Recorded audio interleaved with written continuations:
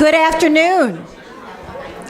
I know it's such a wonderfully big group. I love the noise level. I feel like I'm at one of my big Italian weddings for my family. It just sounds, it's such a good sound right now. Welcome. I want to officially start our meeting and welcome you today to our first luncheon meeting of the year. So thank you so much for being a part of it.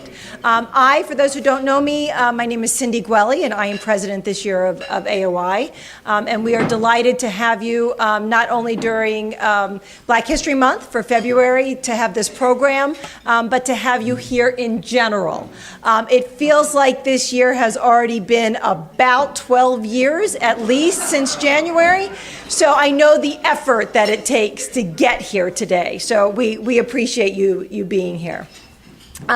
Getting down to business, the recap of our last meeting, which unbelievably was November when we last came together, and that featured there she is, our own longtime member, Lorraine Newman, who was talking about her husband, Daniel Smith, and his experiences and insights as the son of one of the last living formerly enslaved people, and his memoir. So if you missed that, it is available on YouTube, the talk, and we do have a recap in our newsletter.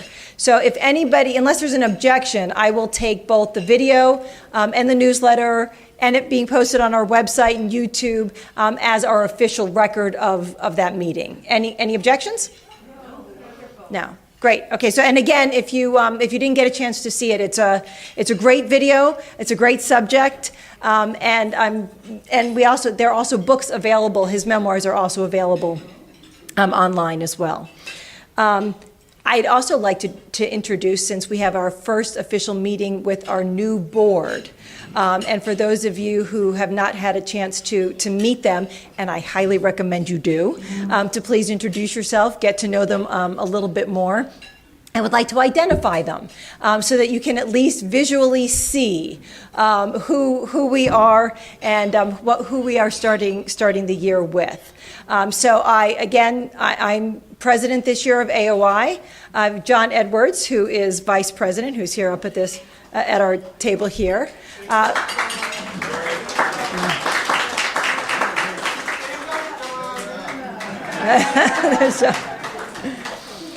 We have Carolyn Michelle, who is our treasurer this year. Right next to Rick Marino, who is our secretary. And where did Nelson go? Oh, here's Nelson. Nelson Rimmon Snyder, who's our historian. Our past president extraordinaire, Bill Brown.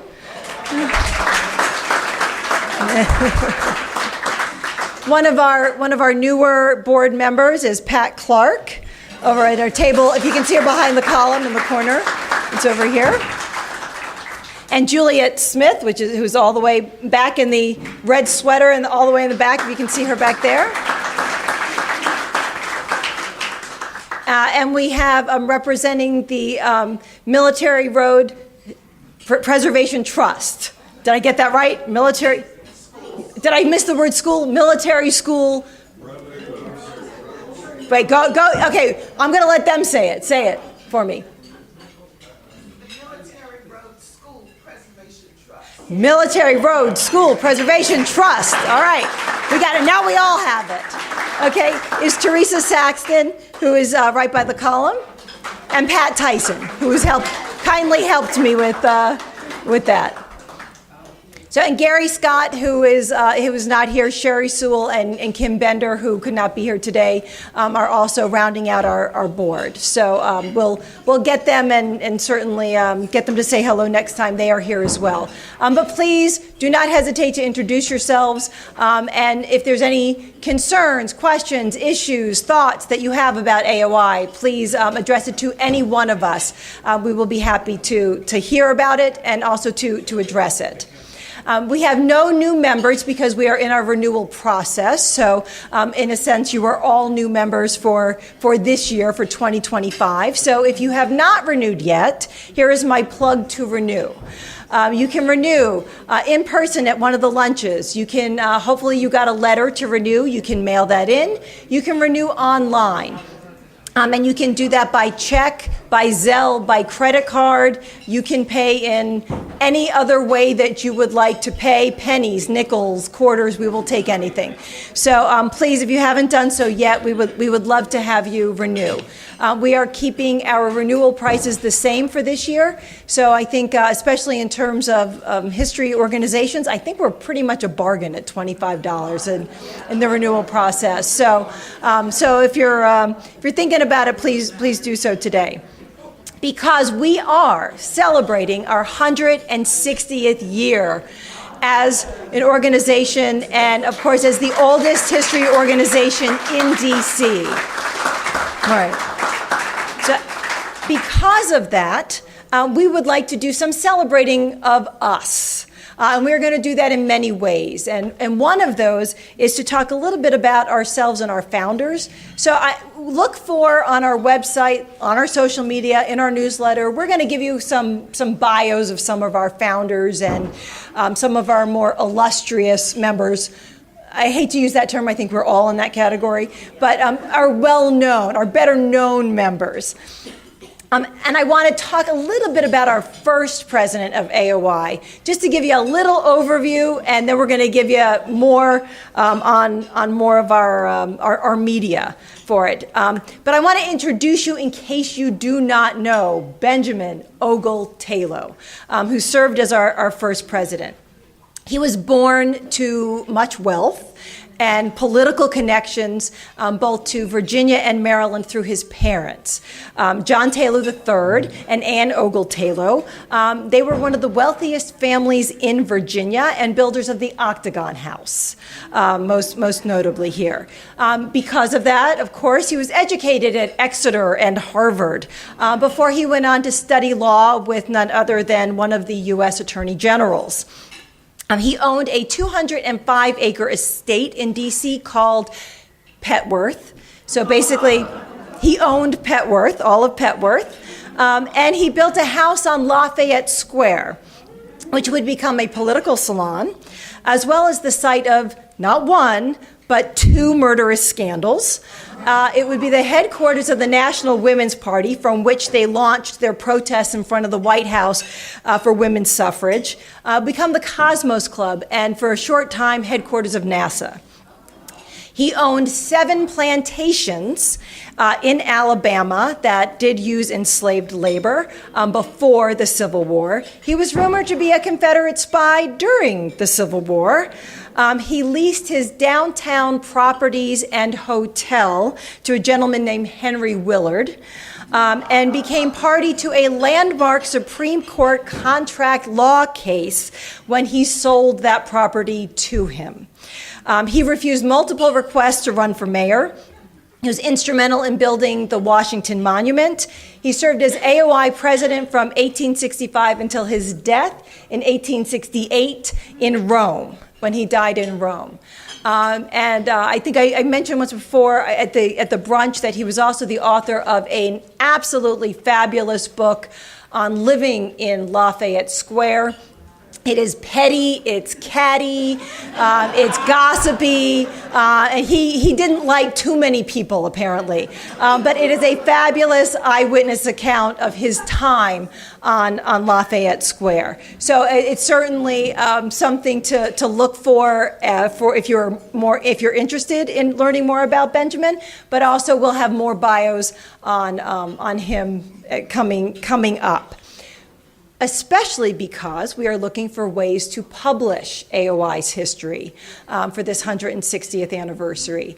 So we are in those stages. So if anybody has specific experience, thoughts, ideas, we are open to those as well. We are working on drafts and outlines and ways to publish, but this is such a group of skill and talent and contacts that we are happy to entertain ideas that you may have. We don't know what's going to happen in the future, so we would love to get our group's history in writing in a permanent way so that it can be used for later generations. which brings me to my next point. We are also going to tweak a little bit of the oral history project that has been in the works. And slow, I will take full credit for that. Slow because of me. But we're going to tweak it a little bit and make it self-interviews. And we will have questions available in person. We will have handouts that will be on our website. They will be available if you would like them to be emailed to you. And you can answer those on your own, handwrite them, type them up, record your answers, video record your answers in any way that you want to. But we would love to get a snapshot of our membership today at our 160th and be able to know who we are, who we are made of, and where everybody came from. So please, if you are willing to participate at all, even with a short number of questions that you would like to answer or a very long interview that you would like to do, please look for that and please consider that for us. You may also be interested in going to our members page, our members history page. We do have some additions to that, including a recent addition for, I'm probably going to mispronounce his name, Jacob Wiemeyer from the Wiemeyer Stone Company, who was there building, creating this, providing the stone and the stonemasons to build the Washington Monument, among other buildings in the nation's capital. So our member Pat McCarthy is connected to that family and has provided a member story on there with some great pictures. So take a look at that on our website as well. So that is what we are hoping to do. I think, as we all know, this is a really important time to preserve and promote DC history and protecting the telling of DC history. So please, let's all, as a group, go to every exhibit, every lecture, every event, and identify, if you can, organizations that may need help or support or pushback if being challenged by what's going on in DC these days. Because I think we are well established enough that we can be that anchor, and we can help support to protect DC history, to keep it from possibly disappearing or possibly being any of the stories that we know we want to promote from being suppressed. On that same note, I think we are all a group who supports and is connected to the federal government and the federal workforce. So it is a difficult year for all of us who value and appreciate federal workers and the federal workforce. So in addition to our focus on history, this is also a community. It's a social group. So if anybody has knowledge of or ideas of how we can all support each other on that level as well, please bring them to us. I do think we do need support to use community at a time like this, like-minded people, like-minded community, people who support DC, the federal government, the workforce, and know how important the people of DC and the federal workforce is to the city of Washington. So please, if you have ideas, please bring those to us as well. Okay, that's my political lecture for the moment. Now, and I want to tell you a few events that are coming up before we meet again, if you might be interested. First and foremost, you will see some flyers on your table about the Dacor Bacon House Bicentennial Celebration. And I'm going to let Terry tell us a little bit about this event that is coming up. Might be easier for you. Oh, can you hear it? If not, come on up. Not only is Terry an AOI member, but you may know he is a historian at the Dacor Bacon House. Hi, I'm Terry Walls. I've been working as a historian at volunteer historian at Dacor Bacon House for about 5 years, and we're having a bicentennial year. The house was built in 1825, and so it's 200 years since it was built. And the man who built it, Ringgold, is actually mentioned in that memoir of Mr. Taylor. Yeah, he's recalled. At any rate, on the 19th of March, we're having a wonderful discussion and lunch describing how great houses in the district were managed mostly by enslaved staffs, which later transited into mostly Irish workers. So if you're interested in attending, there's a flyer on your table which mentions it, and if you'd like me to send you a copy of this talk, which is going to be about how these houses were managed and who managed them, I'd be very happy to. So everyone is most welcome. That's on the 19th of March. I'm going to add that you can attend in person or virtually, right? So if you can't make it, you can attend virtually and watch it from home as well. The second flyer that you see on your tables is from the WNDC, and as part of Women's History Month, which does still exist. They are celebrating DC's elected women leaders. So they will have both Muriel Bowser and Sharon Pratt there, as well as all of the other women who past and present served on DC Council. And so that is going to be, did I miss anything? Is that good? That is March 20th from 6 to 8 p.m., and that is here, if you would like to register for that. So there is more information on the WNDC's website for that event as well, but that is also one of them, the flyers that you see if you want to pick that up and take a look at it. The Go-Go Museum of DC has opened finally in person. They had a virtual opening in 2020, and this past about a week ago, they had their physical opening. It's in Anacostia, very on MLK Jr. Boulevard, very close to the Busboys and Poets, if you know that area. And it is, if you are a DC resident, it is free to take a self-guided tour to go through there. Just bring your ID and you can go through. If not, it's about $15 to go through. So it is the first museum to specifically highlight go-go culture, music, culture, and the history and how it relates to DC. Might be worth checking out. There's also a new documentary, if you did not see it, that aired on PBS about the hidden history of Black Georgetown. You may know Black Georgetown Remembered, which was a book and documentary originally published in 1991. So this is a new documentary that just aired on PBS. There's a link to the full documentary on our social media if you want to take a look and see that. The U.S. Army Strings is celebrating its 75th anniversary, and they're having free concerts at the American History Museum, if you're interested. On March 6th, you can go hear the Jazz Trio at 1 o'clock or 12 o'clock, and the String Quartet on March 18th. So take a look for that. I'm always want to promote free things around town as well. So if you want to go hear music, that could be a fun one to support. Lastly, and I did not realize that there was one, but apparently there is an annual Martha Washington lecture at Mount Vernon. I did not know. And that is going to be this year on March 11th. And they're discussing women, history, and politics.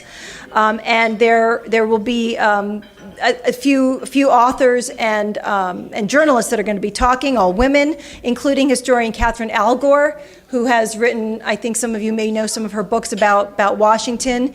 And in at least one of them, she mentions AOI. So we want to cross promote that. Our next lunch will be March 20th, Thursday, March 20th, back here at WNDC, and that is going to be Peter Penzer. He is an author and historian in DC talking about Arlington in the 1920s. And he will be doing that through stereoscopic photos. So he's got about 90 photos that will give us a glimpse as to what Arlington looked like in the 1920s, because I'm guessing none of us here remember that. So it would be fun to see the before and after drastic changes from what I have seen. Nelson, you are up. Our trivia questions.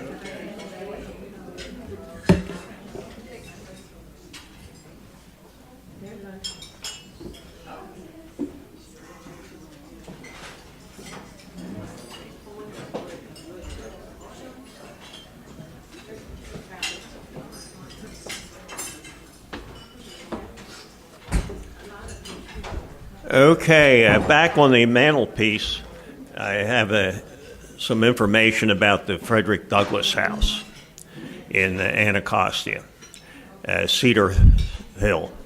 And I recommend, if you haven't ever visited, try to do that. It's a fantastic place. It'll be an experience that you'll remember for your lifetime. I have some brochures back there about how to get there and when it's open and so forth. It's run by the National Park Service. I have a personal connection. I worked for Charles Diggs of Michigan in the House of Representatives, who introduced the legislation that transferred that property to the National Park Service. And he was very proud of that. You also know that he was the father, more or less, of home rule when he became chairman of the House District Committee. And so, as I say, I have some brochures here. There are a few back there. And you might also look at the other thing back there that's related to the trivia question today. I'm trying to get items connected to the history of AOI. And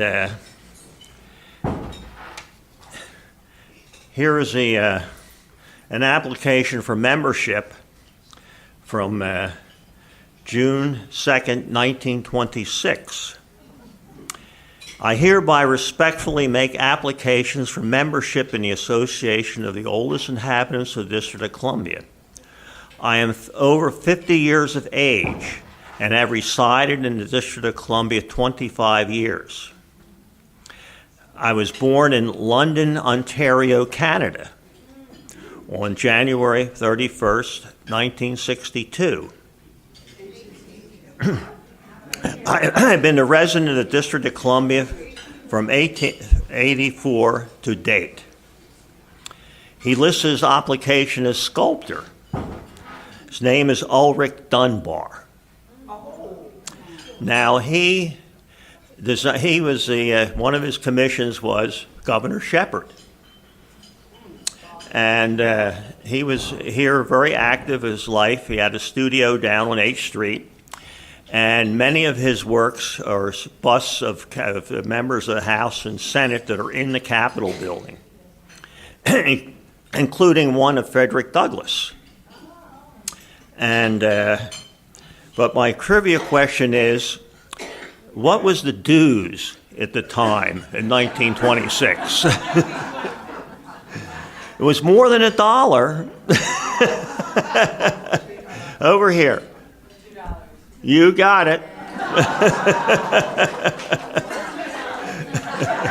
Anyone who went back and looked got a good clue because it says it back there.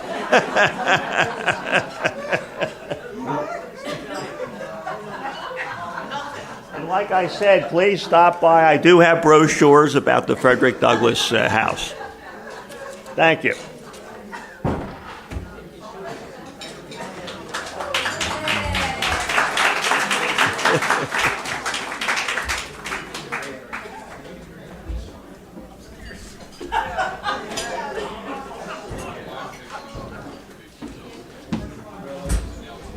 Hello, everyone. My name is John Edwards. I'm the Vice President of AOI for this year, and I wanted to introduce our featured presentation this afternoon. I'm going to make it short and sweet so we have as much time as possible for our panel.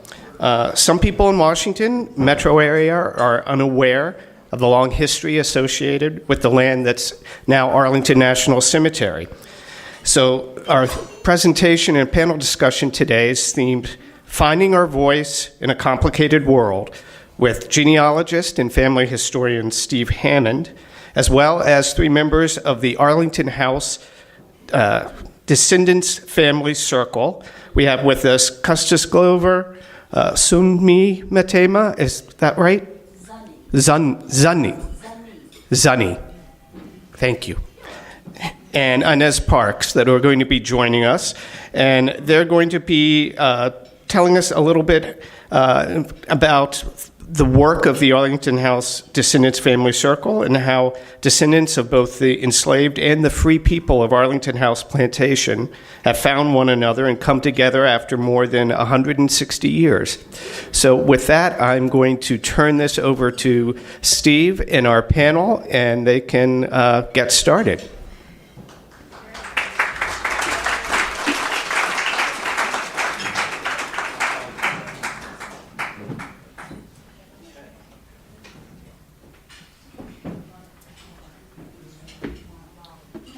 Good afternoon. Good afternoon. Man, that dessert first thing just kind of gets you. I am so excited to be here with you all today, and this is. Oh, is this better? Yes. There we go. I'm the tall guy, so I have to pull it up. So I say again, I'm really excited to be here and to chat with you. I've said hello to many of you, but this is a special occasion for us as well in terms of. It's kind of the first time that we as a Descendant Family Circle have kind of gone out into public and, talked to people. So we're excited to be a part of this. So thank you very much. The other thing I want to do before we get started is I want everybody to, put down your glass, and I want you to take your hands on the sides and go like this. You have just fastened your seatbelt. So we wanted you to buckle up because there's going to be a lot of information we're going to share with you. And I hope you have fun with this. I want you to come up and take a look at the posters. But I also will say that when I was asked to do this, I was originally asked to talk about the Syphax family, my family that I'm a historian, genealogist, and a descendant of. And I thought, what a great opportunity for us to not only learn a little bit more about the Syphax family, but also learn more about the descendants over at Arlington. And so I had suggested that we do this panel. So see if I can make this work here. We are going to go fast. So like I say, buckle up. Here's a roadmap of what we're going to try to do in the time that we have together. I'm going to talk a little bit about the Syphax family. We're going to talk about an overview of the Descendants Family Circle, and then we're going to have a conversation with the four of us up here so that we can tell you a little bit about us, how we have kind of engaged with the family circle, and give you a chance to ask us questions so you can get to know us better. And then at the end, I will have a request for you on how you can help us. So you guys ready? Let's do this. Okay, so when I talk about the Syphax family, I like to talk about it with this idea of the 13-mile scenic byway in mind. There are Syphaxes that were born and raised in Alexandria, and then there were people here in Washington, D.C., and if we go back, we can put them on Mount Vernon. And so there's this byway that exists that when people come to visit this space, or even people who live here, don't really recognize or able to put the dots together. So I put this together for you so you can see just some of the places where Syphaxes have been. So here's my family tree. You can see that over here to the side. I'm over there on the left-hand side in the yellow. The things I want to point out here very quickly are, if you can see this blue area in the center, all of those people are direct descendants of Martha Washington. Oh, yeah. So we'll talk a little bit about that, but most people, some people don't realize that the Syphax family are descendants through George Washington Parke Custis, who had a daughter with an enslaved woman. And Maria Custis, married Charles Syphax, and that's what started this beautiful family on that particular branch. My branch is pretty cool too, but we're not going to talk about them today. So I want to give you, here's the condensed view. So here's where I sit here. You can see over in the bottom left-hand side, it's down low. So in the back, it may be hard to see. But I'm in the circle down at the bottom. And so I'm 7 generations back to William Syphax, who we'll talk about in just a minute. And you can see Charles and Mariah there next to Nancy Syphax. Can people see that? Okay. All right. So you kind of get a sense for where I'm at. And if you go over to the family tree, I'm actually in that yellow portion, and there's an arrow next to me, so you can find me over there. Okay, so William Syphax was at the top of that. He is kind of the patriarch that we think of.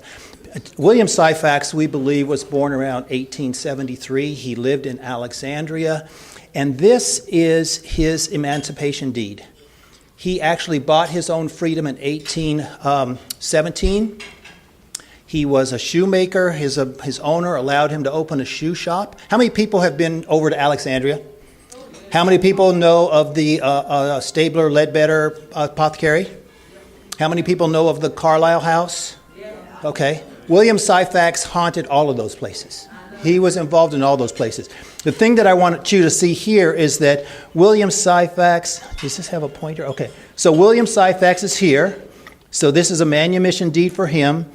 Here is his owners, Thomas Barocas and Samuel Wheeler. And one of the people who was an observer here or signed was Edward Stabler. Edward Stabler of the apothecary shop actually stated that he had seen this and attested to the fact that it was there. The Stablers were involved with at least 18 Syphax manumissions. So William frees himself.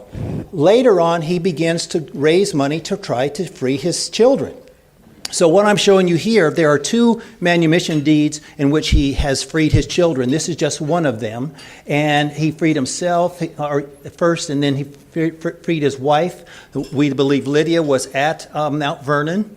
And then he freed 5 daughters. And you can see here, I know it's hard to see, but it says he has already purchased his own freedom at $333.33. His wife at $250, one daughter at $320, another daughter at $275, another at $312, another at $110, another at $150, and he wishes to raise about $600 more to free the rest of his family.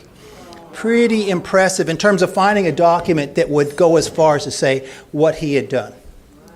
Pretty neat, huh? The next thing I want to show you is that William Stabler, as he was trying to raise funds here, actually traveled up and down the eastern seaboard. It was amazing for a person 1820s, 1830s to be doing this. And this letter is written by Edward Stabler's son, William Stabler. William Stabler actually was a signator to other of William Syphax's manumission deeds that he signed for his children. But the thing I wanted to point out to you is that, how many are familiar with the snow riots? 1835. Look at the date here. This is August 8th, 1835. The snow riots began August 11th, 1835. And this document over here says, this is the Quaker writing to his friends in Philadelphia saying, if you see William Syphax, tell him he shouldn't come back here because it's believed that his life is in danger. It's thought that he has been, passing out pamphlets that say, to try to free his family and that we want to try to free the enslaved here. It's a pretty amazing document that you would see this. And there are 2 or 3 documents that Edward Stabler wrote on his behalf. So it tells you that there was a relationship between William Syphax and Edward Stabler and William Stabler and the family. So the next person I want to talk about is William Syphax. You may or may not be familiar with William Syphax. How many are familiar with where Syphax School is? In Southwest? There you go, Southwest. William Syphax was born in 1825. He was born enslaved over at Arlington House. In 1826, his grandfather freed Maria Syphax's mother and her first 2 children, William and Eleanor. His grandfather was George Washington Parke Custis. So he is freed, he gets an education, he ultimately is allowed to go to work at the Interior Department, and he becomes a messenger for, I think, about 8 or 9 different secretaries of the Interior. As a result of that, he has been able to connect with people in places that most people wouldn't be able to connect with.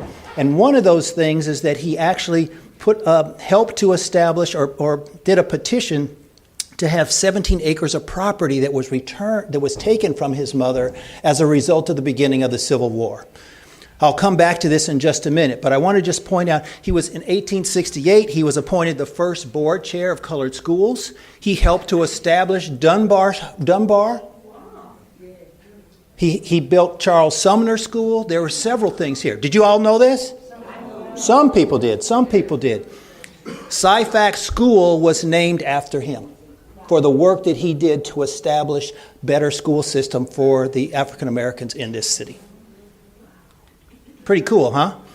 So here's the poster that's over here on the right. This is the first time that we, as the Syphax, in terms of interacting with the National Park Service, were able to actually get a pedigree chart that puts our family with the Lees and the Custises. Something we've been working on for years, and we're pretty proud of it. Over here on the right this is Mariah. This is the daughter of George Washington Parke Custis and Ariana Carter. And they ultimately had 10 children here. The first son was William Syphax. So I put this up here so you can get a sense for what Arlington house, the plantation looked like. You can see the external boundaries here. You can see the installations that were built as a part of the Civil War. You can see Freedman's Village. How many people are familiar with the Freedman's Village that was across the river? There's Freedman's Village. And here is that 17-acre plot that George Washington Parke Custis gave to Mariah after she had her second child. I should tell you this also, that George Washington Parke Custis didn't free Mariah outright. We had always had in our family history, our oral history, that he freed them outright. But he sold Mariah and her first two children to, wait for it, Edward Stabler. Right? Edward Stabler we were just talking about? So Edward Stabler ultimately buys them and frees them, becomes their agent, so they didn't have to leave. Charles, the husband, remains enslaved until he's freed by his brother-in-law, Robert E. Lee, in 1862. It's kind of an interesting thing, isn't it? When I talk about, I'm a docent over at Arlington House, and so I talk to a lot of people, and I'm still trying to condense the elevator speech. You think of an elevator speech of being like 10 or 15 seconds, 2 floors. My elevator speech is 90 floors tall. That's how long it takes for me to get through my elevator speech. So here is the document that was signed by the president in 1866 that Congress passed, giving Mariah her property back after it was taken by the federal government because the Lees hadn't paid their taxes. It was on, if you remember the map that I was just showing you, the 17 acres was on the Arlington House property, and when they took the property, they took everything. So the Syphaxes became squatters for a period during that time. Congress ultimately passed a bill that gave the property back to Mariah. The other really cool thing that's just happened in the last couple of years is that I had mentioned to you that William Syphax went to work for the Interior Department. He was there for many, many years, but as he was there, he realized that he could have this hobby to start collecting autographs. And so for about 50 years, he collected autographs. I held this book. This book has been given to the Park Service to curate and take care of after that line of the family died. This book is on display at Arlington House if you would like to see it. I held it for the first time in December of 2023. I knew it was there. I've known a lot about it, but I've never held it. And it was cathartic to be able to hold this book. As I flipped through the book, I realized this was really more than what meets the eye. In the display, they show George Washington Parke Custis having signed this, and over on this side, it's hard to see, Abraham Lincoln signs the book. That's pretty cool, right? But you know what? William Lloyd Garrison signed the book. Look up here. Fred Douglass. He was buddies with Fred. Not Frederick, it was Fred. In this book, there are 210 signatures. There are 4 presidents. There's a first lady. All of the Supreme Court that existed while Lincoln was in office signed this book. Same page. Ulysses S. Grant, Grover Cleveland, Alexander Stephens. Does that ring a bell? Yes. Who's Alexander Stephens? Vice President of the Confederacy. Signed this book. After the war, he was elected to the House of Representatives from Georgia. He signs the book. Oh my gosh. So I think that there is a little something here. We've started a project to do high resolution photos of all of the pages. I'm now doing a profile for every person that's in that book, and I want to make that available for people to see. But I think this is a who's who, and it's a pretty special document in my mind. Isn't that cool? So I want to talk about just a couple of other people that are Syphaxes as we think about this complicated world that we've got. Mickey Syphax, born and raised here in Washington, D.C., went to Howard University, became a very popular surgeon, was the head of the medical school over at Howard University, and at one time had taught nearly every African-American surgeon in this city. It's pretty amazing. I've had friends come up to me and says, Mickey Syphax, he operated on me when I was a kid. I mean, talk about trivia, How many people have been operated by Mickey Syphax? Isn't that cool? The other person I wanted to bring to you is Julian Syphax. Was talking to Nelson a little bit earlier, and he said he actually had some exchanges with Julian Syphax when he was a member of Congress and sat on the Appropriations Board for D.C. How many of you know this name?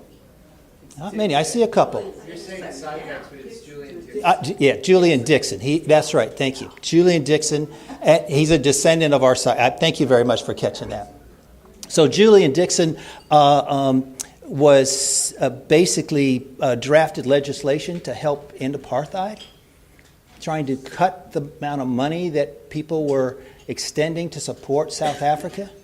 So he has actually affected people around the world, which is really pretty amazing. So it's not just here, it's the extent in which people have touched one another. The thing about this, in terms of me trying to inspire you and others, is that we all have some family members that have done some pretty cool things. So how do we lift them up, and how do we acknowledge what they have done as a part of our society, part of our families, and things that we can kind of talk about? Find ways that we can have interaction with each other. So here's another piece I wanted to share with you. Challenging the Syphax and other narratives. In 1839, as the Federal Writers Project was underway after the Great Depression, there was a representative from Wisconsin who wanted to defund it. And one of the ways that they were showing that it shouldn't be funded was because the writers of this were telling lies. And one of those purported lies was the writer who talked about Mariah Syphax being the daughter of George Washington Parke Custis. And it goes on down here to say, I'll just see here, my attention was challenged immediately to this vicious statement that George Washington Parke Custis was the father of a colored daughter. A distinct attempt to defame the character and integrity of George Washington Parke Custis, and was the step-grandson of George Washington, the grandson of Martha Washington, and the son of George Washington by adoption, thus making him a member of the first family of our country. And he took offense that this was a truth that we didn't really want to believe. And so this was actually in the congressional record, and it's still in the congressional record today. One of the things that I have desired to do is to try to help correct the record, to help acknowledge the fact that these things are in fact true, so that we can come to grips with some of these challenges that people tend to write down that don't necessarily reflect the truth in our society. Thank you. The other person I want to talk about, this is my third great-grandmother. Nancy is over here at the top of the yellow stack over here, and she was enslaved at the Decatur House. How many people are familiar with the Decatur House? Right off of Lafayette Square, if you're standing on the front porch, you can see the White House, right?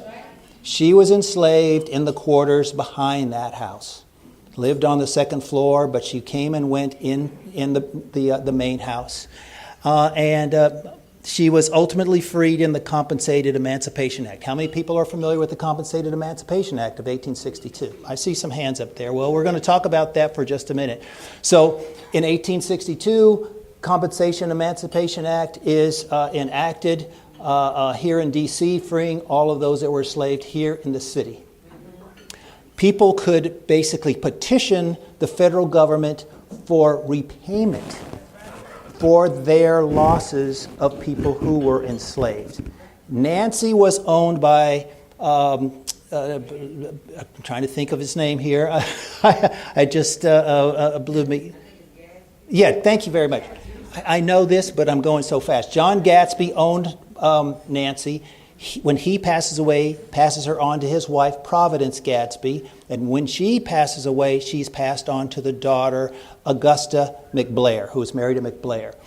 When the law was passed, Augusta McBlair petitioned to have Nancy and others in her household to be paid for them. And so here is the petition here, and here is Nancy down here. That petition went to a board who made some decisions and decided how $1 million, 1862 $1 million, is distributed just amongst the 930 petitioners and the close to 3,000 people who were enslaved. Over here on the right, we have the list by the district, and it shows, here's Augusta McBlair, it's blown up, and Nancy, she asked over here for $800. Pretty amazing that somebody put price on people's heads, but that was what was going on. And over here, what do we see? $87.60. So two things strike me here. One, that somebody would put an $800 price on somebody's head, and then have another one in which she's discounted by 90%.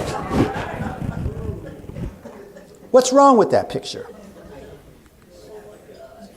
Interesting thing here is that as we try to find more about Nancy, as I'm looking more for about my third great grandmother, I wanted to find out what happened to her after she was freed. I mean, there was a win-win. Augusta McBlair gets money. The African Americans who are enslaved are freed, and Nancy is now freed. So here we have 1860, before African Americans were listed by name. We believe this is probably Nancy. We don't know for a fact, but we believe this is Nancy. In 1870, so I want to say this is the McBlair household. Do you see that? So if we come over to 1870, 10 years later, the first census in which African Americans are listed, we come down here. Here's the McBlair household. Blah, blah, blah, blah. Nancy Syphax. She's still in the household of the people that enslaved her. So what's a 60 to 70-year-old woman going to do when she's freed? She chose to stay. Whether or not she continued to be a servant and whether or not she was paid for any of that, we have no idea. My guess is that she was given a room to sleep, perhaps, or a cot, and given a meal, but she lived the rest of her life in the same people who enslaved her. The last thing here, as I talk about the Syphax whirlwind here, is that I opened a new exhibit up at the Arlington House just on Veterans Day. This was the first attempt for a descendant to actually have an exhibit there. And this exhibit is called Syphaxes in the Military, a special exhibit on one family service. And so I had done a lot of work in my family history and genealogy to try to determine the people who were involved in our military support of the United States through the course of time. And we found more than 50 people who have been a part of that. And what I wanted to do was highlight 6 of them. I'm really excited because this person right here, that's my mom. Oh, yeah. But the goal here for me was to use this space to highlight and offset the fact that this was a space of enslavement where their ancestors were enslaved. They went on to serve our country and have done some pretty amazing things to support where we are today. To try to draw a contrast from being enslaved in that space and the interaction that we have as we try to bring our family members back together in that same space. So I'm going to run through a series of slides here to kind of give you a sense for the work that we're doing as a family circle. In 2003, we had our first family reunion at Arlington House. We brought together about, I'll call you guys up in just a minute here. Did I say 23? 2023. So you guys are good. You're catching me on all. You guys are good. See, I'm going too fast, yeah. 2023, and we had about 100 descendants from all the families that were in that space, free and enslaved. We had more than 100 people from the public. This was carried by NPR, covered by the local media. You may have remembered seeing it. It's pretty neat. But it was cool because it was the first time we had first started get together during COVID. And so we were meeting each other online in pictures. We could talk, yes, but we weren't together. And so this was the first time that we had a chance to really be face to face. And so we had a private meet and greet dinner. We had this full day of activities where the public came. We sang, we rejoiced, we remembered, and we talked about the things that we wanted to try to accomplish together. One of those things that we decided to do was over on the left. I'll talk about this more in just a minute. But we put together a letter of commitment. The Park Service acknowledged that they hadn't done all they could do to interpret the space. And this was a way for them to say, we are committed to doing better. So the superintendent is signing it right there. There are 8 people that also signed it. 2 of those people are here, I believe. This was pretty special. And we want it to be a benchmark. I'm getting choked up. We want it to be a benchmark for others to see that there are opportunities for us to come together and do things differently and better. And so I'm hoping that we can ultimately get there. Okay. All right. So with that, why don't you all come up? Why don't you guys come up and join me? So I'll let you ask questions about the side faxes when we get to the end, okay? If that's okay, can you hold that? Okay. And if not, if I don't answer, you can get me after we talk, after the thing is over, okay? Yeah. Where do you want me to sit? I'm going to sit in the first one. Look at the others.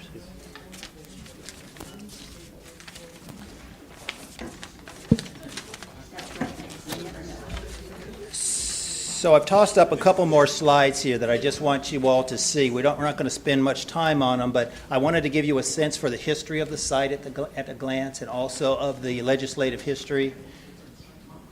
And then also the Arlington House narrative of the actions then and now, which I think are important. You know, there was the previous narrative was one that Lee was the hero, and that this house was named for him for all the things that he's done. We romanticized the lives of the Custis's and Lee families. There was costumed interpretation, the antebellum, kind of celebrations. And the community of practice that existed was really about the Park Service talking to families kind of like they were a hub on a wheel. They were talking to the Lees, they were talking to the Custis's, or to the Syphaxes, to the Branhams and the Parkses, all on different channels. We didn't know each other. So part of this was trying to get the Park Service to change their behavior so that we could find one another. And so one of the things... Excuse me? Have you seen change from the Park Service? You bet we have. You bet we have. So as a result of all of this work that we've been doing, there are a number of projects and goals that we have taken on that I just really want to quickly run down. I think they're worth speaking so that you all can hear them. We want to reclaim the Arlington narrative and redesignate the space as a National Historic Site. It's currently known as Arlington House, the Robert E. Lee Memorial. We would like it to be Arlington House National Historic Site so that it's reflective of all of the people who were in that space, not just Lee. If I was writing a 6-chapter book, Robert E. Lee would be a chapter, right? He's part of the story, but he's not the story.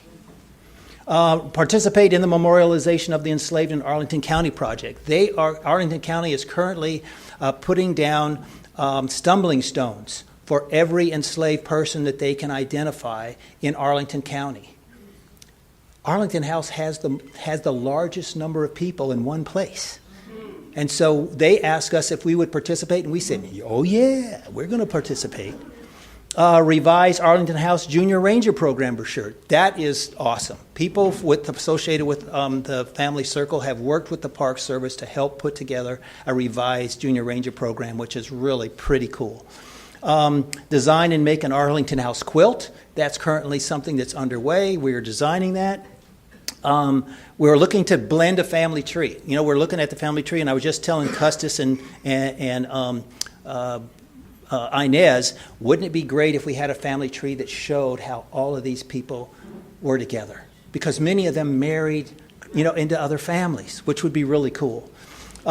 Descendants letter of commitment. I talked about that a moment ago. The family reunion is something that we're still very interested in. We're looking at waysides, installation of descendant exhibits like the one I described, and the collaboration with institutional partners. The people that came to Arlington House came from Mount Vernon.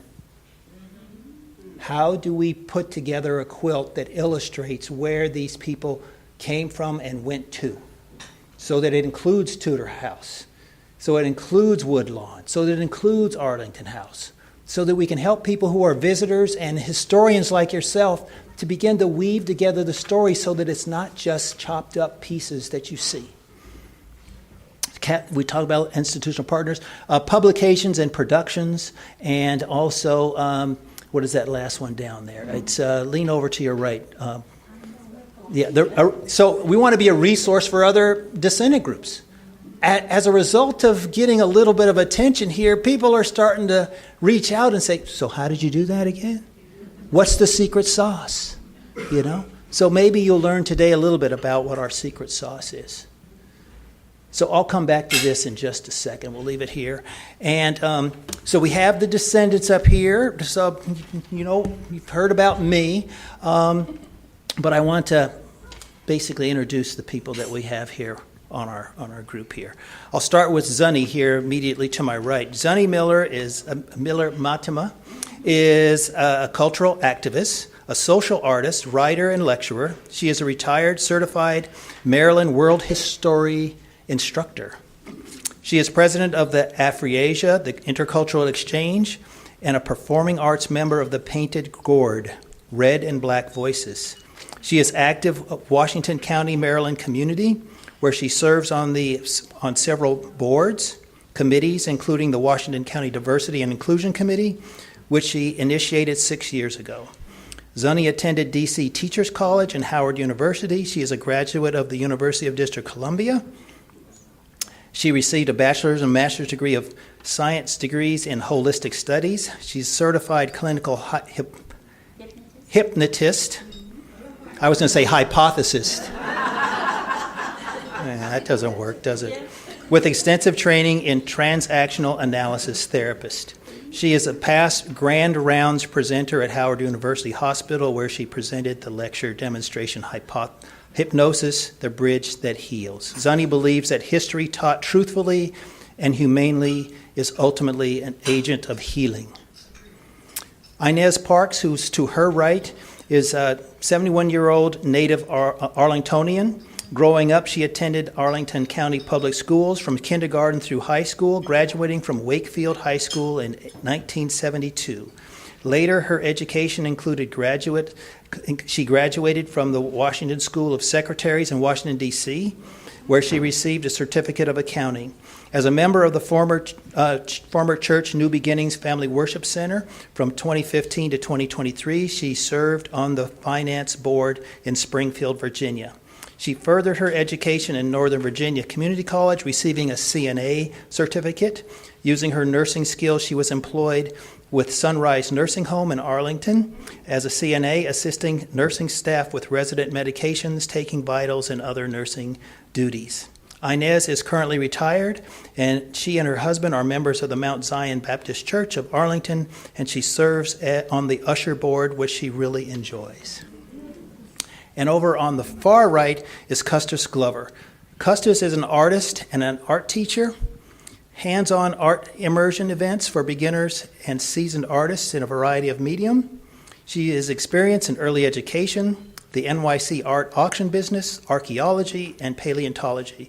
She's currently working with several nonprofits throughout Virginia with experience in fundraising, board governance, collections, preservation, and visitor engagement. Custis received a degree in art history from Dartmouth in 1979. She resides in Upperville, and she and her husband, John, put a lot of miles on the road visiting their grandchildren and dogs in New Jersey and New York. So with that, I would just like to start a conversation and maybe have each of you talk about anything else that you want to talk about yourselves for a minute or two, and then we'll have, and Custis says, no more, I don't want any more. So I'll just start with you, Zuni. Would you like to add anything? What I would like to add is that if you've never seen a descendant of any of the Washingtons, you're looking at one now. And I think that this is the face, and so are the other faces, are people who are the descendants of our founding fathers. In my case, I am a granddaughter of Martha Washington. I know that seems strange and odd, but it's the truth. And I say that because my Caroline Branham, who was the personal maid to Martha Washington, had, I guess what I can say is an encounter, with George Washington Parke Custis. And so as people seem to understand that. And because of that, there was a child, born Lucy, and I'm a direct descendant of that person. Now, Caroline is an interesting person because she came to the household after Una Judd, had already left for Philadelphia, and unfortunately, I don't think she didn't come back. So when she didn't come back, that left a space, a duty, a task for someone else, and so Mrs. Washington decided to fill that with my ancestor, Caroline Branham. And her descendants have done illustrious things. I don't know, it was something about, did they put something in the food up there? Because the descendants were just remarkable, all of them. And in my case, my great-grandfather was great-great-grandfather was Robert Henry Robinson, for whom the first library for the colored community in Alexandria was named. And he was the pastor of 19 churches, and his son, Magnus Lewis Robinson, was the publisher and editor of many newspapers, and Frederick Douglass, you started that, see? And Frederick Douglass, his son, was one of his editors.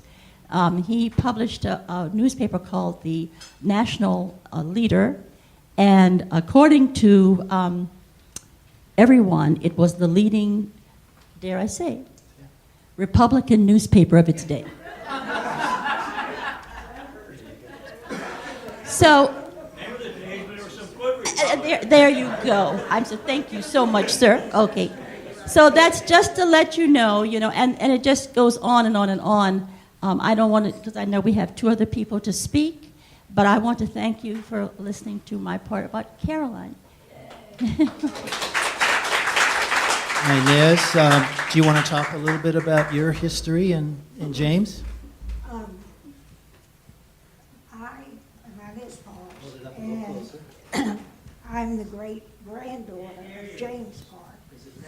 Put it in your Great, can you hear that? Is that better? Okay, the great-great-granddaughter of Lawrence and Patsy Park. James Parks, he was the only enslaved that's believed to have been born. He was born at the Arlington plantation there, and he worked also at the plantation, and he died also there at the plantation. And it is believed that he is the only enslaved who had been born and worked and died there on the plantation. He was a enslaved of George Washington Parke Custis, but later he became an enslaved of Robert E. Lee. He had 2 wives and 22 kids. So he was very busy. Also, he is buried there at this cemetery in section 15.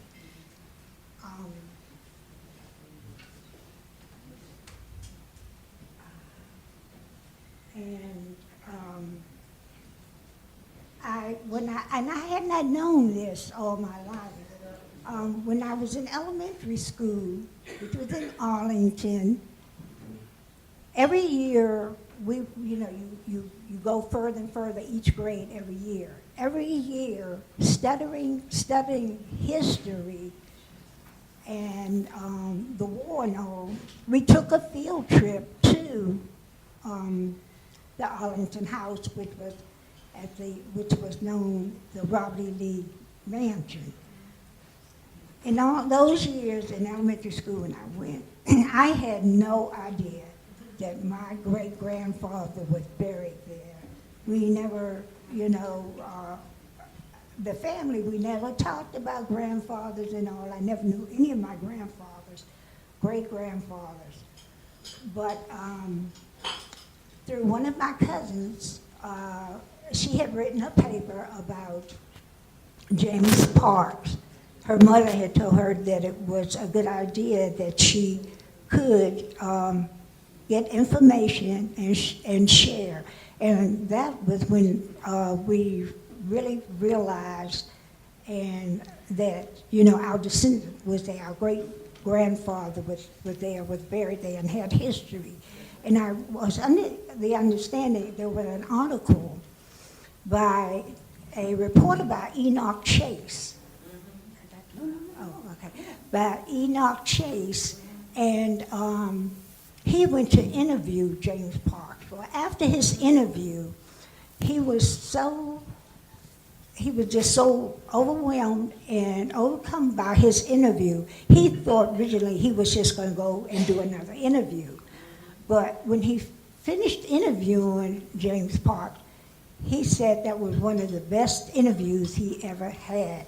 He was just so taken by the knowledge and the sharing, because he said that James Parks, if you ever wanted to know anything about the land there and the buildings and the site there, James Parks was the one to ask. He had been there for so many years. So I'm very proud to be the great-granddaughter of James Parks. And when I first went to his grave, it was just, I talked to him. It was just awesome. So I thank you all, and thank you, Steve, for allowing me to share this with you.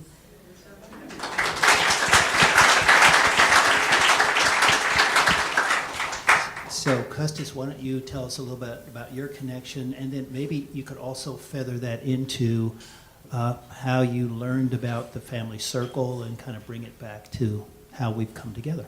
Sure.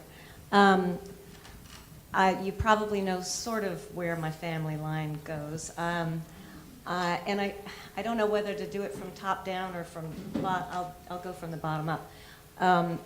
My grandmother's grandfather was Robert E. Lee. And so you can follow the line back to George Washington Parke Custis's daughter married Robert E. Lee. See, I'm having to check the whole genealogy thing too. And so that connects us with George Washington Parke Custis, and as a consequence, his grandmother, Martha Washington. Martha Custis, Washington. So, as much as my genealogy is known, I still am, at this point, discovering things about my ancestors that I really didn't hear when I was growing up. I learned my family's history with the history books. And, you know, back in the day, they were saying a certain thing that we are finding was not entirely accurate. So that has been an incredible challenge for me. I so admire your stories and your remembrances and what you found out are so, they're so uplifting.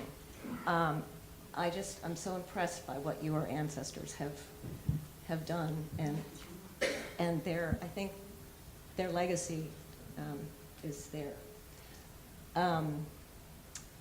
So I did have some trepidation when my cousin Susan is a second cousin of mine, but same sort of ancestry, contacted me and said that I might be interested in looking into this family circle because they were doing a lot of interesting things. There were some wonderful people involved, and so I think maybe I reached out to you, or you reached out to me. Okay. And I was immediately welcomed into the group, and that has been a real gift to me. So I don't know if I have anything more to say. But Thank you for sharing that. well, I think it's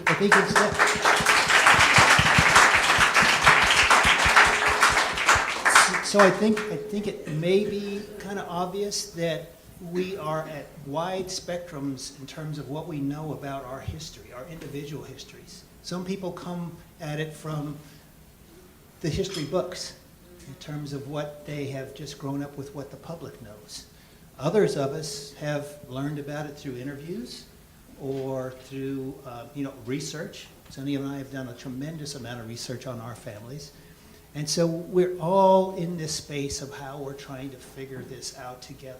But after 160 years, first being enslaved and enslavers, we've been on this tangential separation, and now we're coming back together again, which I think is just a real special gift as we have done this. So I want to turn back to you, Inez, and say, what about the circle has been special for you?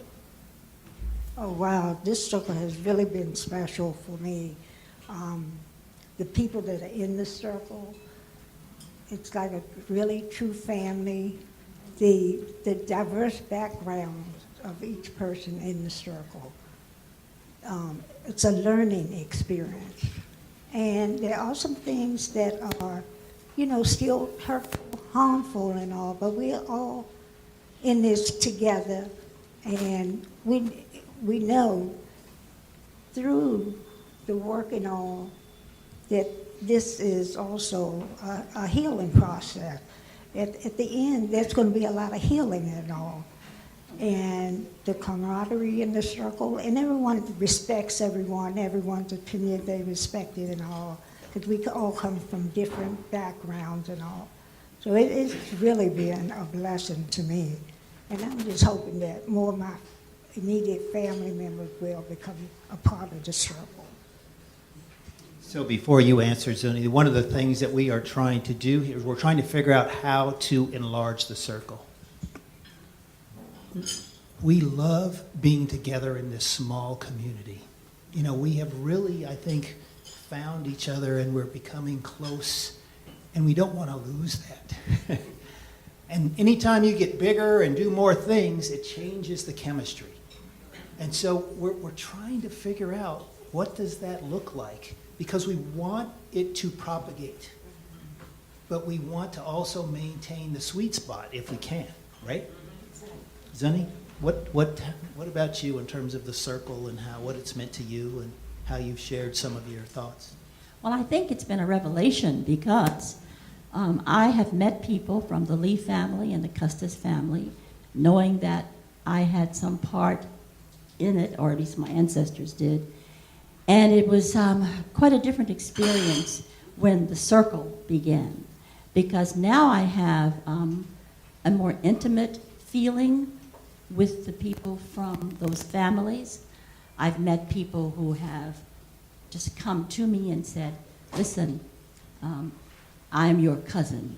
And it's sort of, you may think, well, that's not anything. You just said what your background was. But no, it has taken a lot for some people, or for me, I should say, to actually find that intimacy with people who feel that their families are prominent.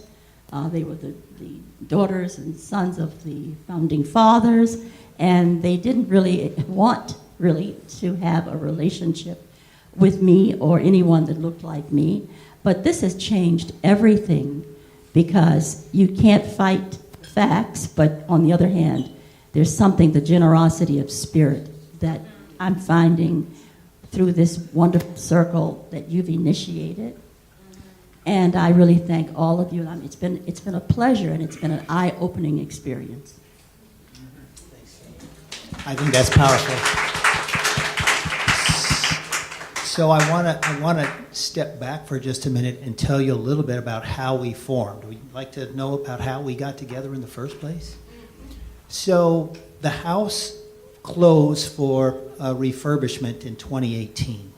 The Park Service had received a grant from David Rubenstein back in 2013, about $13 million. They had a summit of scholars, of which I was one, that they were beginning to ask questions about how can we reimagine this place, and what should we do with the opportunity to reimagine it. And in 2018, the house closed in preparation. Of course, COVID began in 2019. The house was supposed to reopen in 2020. It got delayed because of COVID and some construction issues. But during that period in which the park was beginning to think about reopening, they started to think about, what do we do to look at this, to talk about the narrative differently, to think about the other people that were there. And so they internally began to ask themselves, kind of a self-reflection process that the Park Service went through, which was really pretty powerful. The problem with that is that they weren't asking anybody else what they thought. Until August of 2020, when, as they were getting ready to open, the Park Service started a series of Zoom calls with individual descendant families, and they were saying, here's what we're planning to do, and what do you think about this? What do you think about that? And there were several of us that said, well, first of all, we don't really want to just approve of what you've done. You haven't really asked us to be a part of this. So we kind of stepped back at that. But the other thing is that they ask us, so what can we do for you as we're preparing to reopen? And that's when we said, help us connect with one another. Help us find one another. We know you, Park Service, have been talking to various families individually, but we don't know each other. So let's find a way to bring us together. So the superintendent left that call. He shared with me afterwards, he was scared to death. He did not, I give him a lot of credit, Charles Covier. And he basically said, I'm going to do this, but I have no idea what I'm going to do.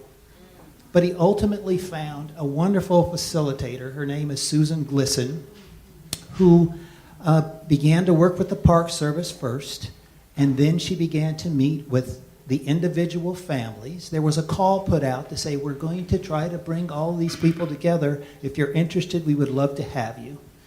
And ultimately, we got maybe 30 people amongst various different families, and Susan began to talk to each family, and we had conversations amongst ourselves to talk about how do we feel about coming together. For me, I was saying, hey, we need to get together. I've been trying to get together with the Lees for like a couple of decades, because I've known this history and I want to talk about it. But other people, there was a little more, caution. So ultimately, Susan helped to lower the anxiety level amongst families, and we ultimately came together in April of 2021.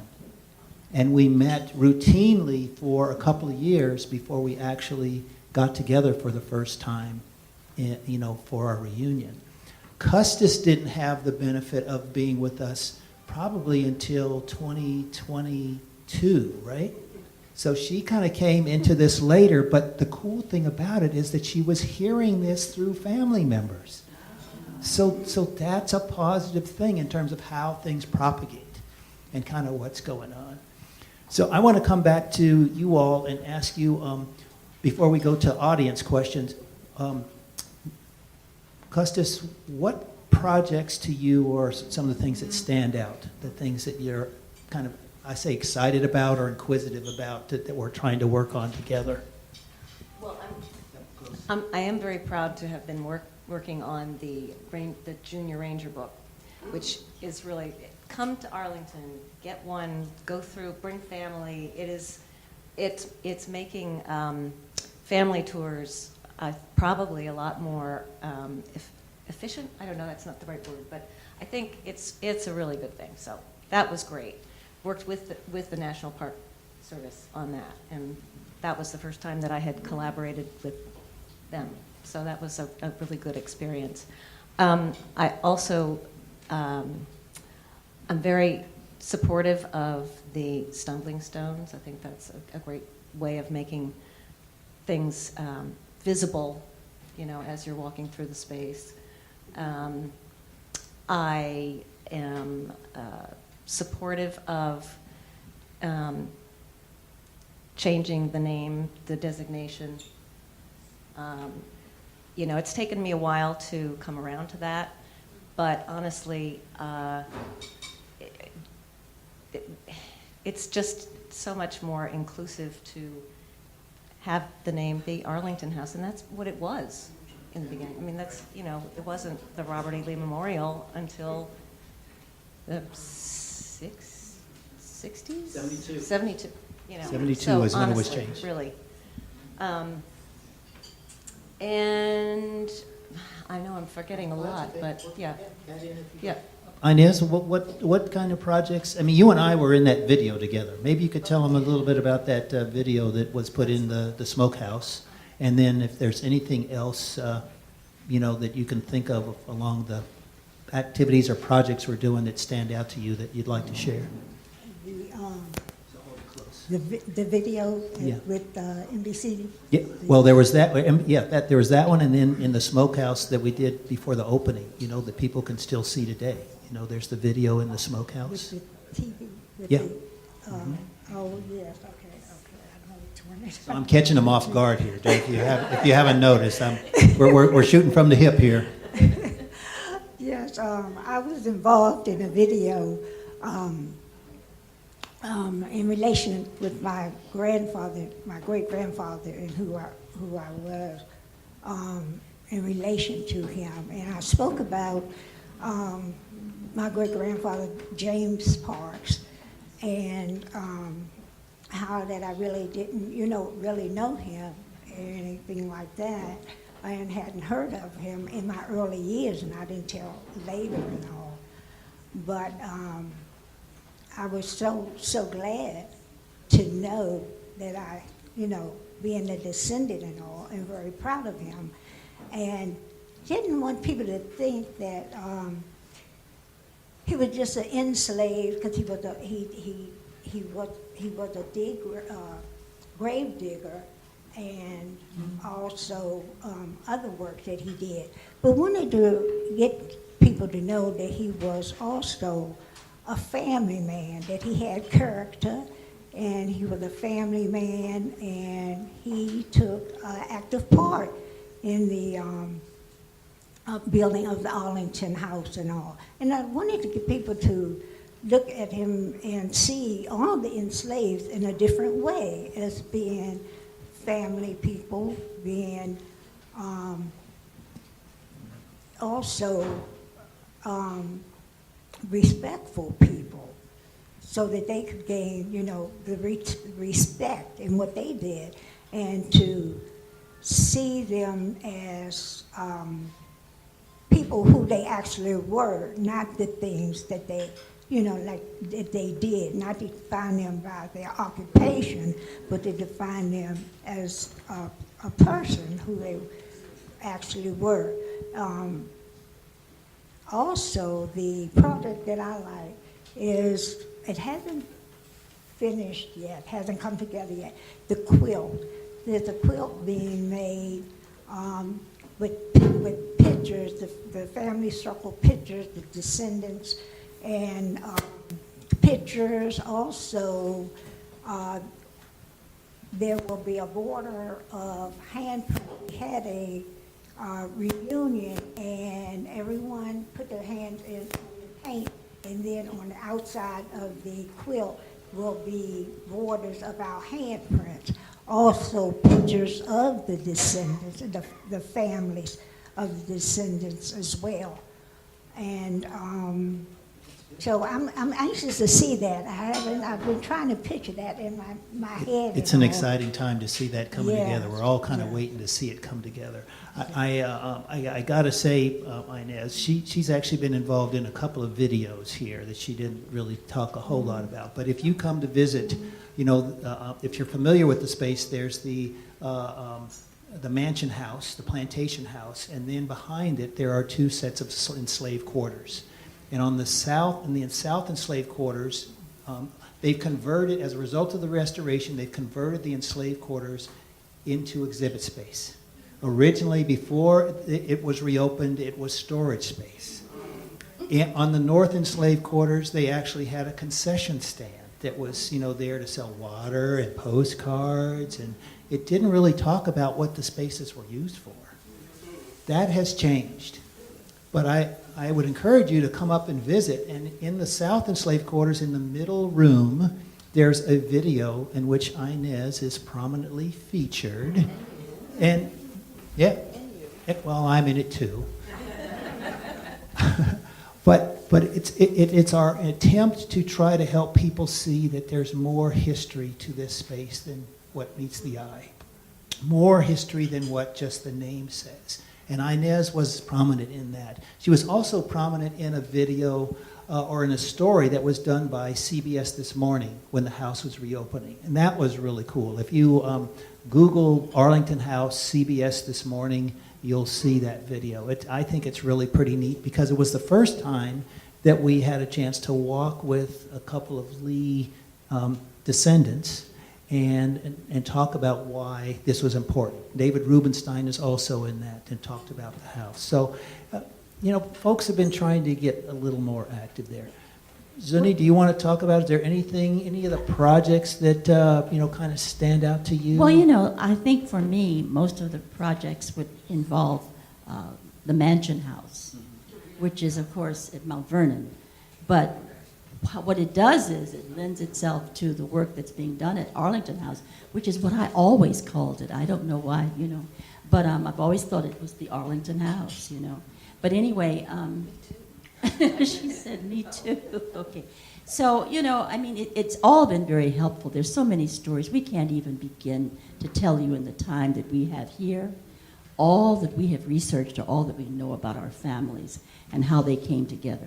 So that's what amazes me, is that it's almost like story time when we get together, because we begin to tell things and then one says, oh yes, I know about that. Something just occurred to me, which I have to share with you later. So, we embolden each other to come out with more, to express even more. And I think that's, for me, I'm not involved directly. Sort of indirectly with all of those projects, but not directly. My role, as I say, I'm there. I'm a descendant of Arlington House, of course, but Mount Vernon would be most of my history. Yeah. So the one thing that stands out for me, I think, amongst others, that all of them are really powerful. Clearly, the legislation is important, and I'll move to that in just a second. But the other thing for me is that we began the ethnohistory. The ethnohistory, the Park Service asked us what did we want to do, and we said that we're on this spectrum where some people know a lot about their families, some people know very little. How do we help to do this? So they basically, when they had the opportunity to put out a contract, they basically hired or contracted with historians that did this deep dive so that we could understand how all of the families are connected. So not only was it a genealogy, not only was it oral history, but we were also doing geography. We're also doing things to understand what the earth was, what was going on before Arlington Plantation was established, who was there before. And so the first part of that product is we're reading that right now. And we're trying to figure out how do we then use that to share with the public. And so we're really excited about that. The other thing is the legislation, which I'll put up here. No, you're not. I don't think you're in the way. If you are, well. So we've been working on this legislation for the last 3 Congresses. I will say, to make a long story short, you all can help us with this. We know that the current Congress is going to be an iceberg, and we're going to have a hard time. But we all have chairs, and we are going to be here. So this isn't going to go away. But what we need is we need more voices. When we had our first family reunion, we called it Finding Our Voice. And what we want to do is we want to invite the public to help join your voice with ours to lift up and share that this is something that we think is important. So in the 2 Congresses ago, we had, when it was introduced by Don Beyer, and it was also that was in the House and also by Tim Kaine in the Senate, we were able to get a total of 5 people that co-sponsored it. Not too bad. And they were primarily Virginia. In the last Congress, we had 150. 150 people co-signed this bill. It's not enough, but that's a pretty good show of progress, I think. The thing is, we don't want to lose momentum. You know, there are times where you need to kind of slow down, you know, wait for the fork in the road. Read into that what you want. And then you move on, right? So we are continuing to share with people that we believe this is important. So one of the things that we did is we started an online petition. And as of this morning, I think we're at 4,931 signatures from across the country. But the best thing for me is that every congressional district in the United States is represented except for one. 434 out of 435 congressional districts have people who have signed on to this petition that say it's important. So we want to continue to grow that. So What's the one? Pennsylvania 09. If you have relatives. That's exactly the point, is that if we can do that, I mean, the goal here is to grow this. It's not about a number, it's about a show of voices. I didn't know that I was going to become an activist in this space, that I was going to be going to Capitol Hill and talking to our elected officials, but that's where I find myself. But you know what? I'm able to go into their office and I can say, you have 10 people in your district that have signed this petition, and they care about it. They're your constituents, and you should care about this too. So we can use you to help us lift this up, and it's not just about you, it's about your networks. It's about the people you know in Pennsylvania who can help us close that last gap in terms of where we're at. So I brought with me, I've got one more slide here on this that I'll share, and you don't have to take a picture of this unless you want to. We do have a QR code that allows you to go take a look. I have a card that I'll give you if you're interested before you go to take a look at that. But we're on our way. It's not going to be easy, but we're going to get there. And we as a family feel that it's really important. On that note, for call to action, I think we're going to end every meeting this year and for the foreseeable future on a call to action. I like that. So there's a call to action. You have cards? I do have cards. So we don't have time, unfortunately, for questions, but maybe you will be available for a little bit afterwards if people have Yes, questions. please come up and ask questions. We will post links to the CBS Sunday Morning video and to the petition on our websites, on our social media, and we will make sure people get that as well. I want to thank all of you. I'm going to give you a last word. I just Go. want to say something to somebody. Yeah, please.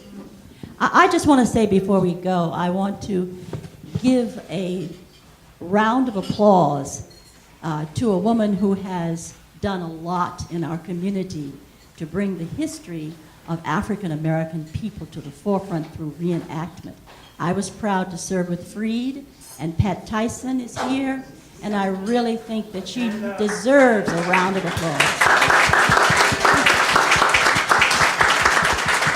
Thank you. And I would like to also point out special thanks to John Edwards and Paul Burgo for even suggesting this today and for identifying Stephen Hammond and for helping to pull all of this together. So thank you so much. This is how we network.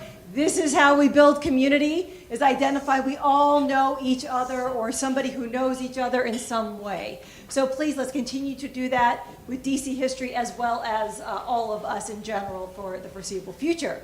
Thank you. We'll hope to see you in March. And thank you all very, very much.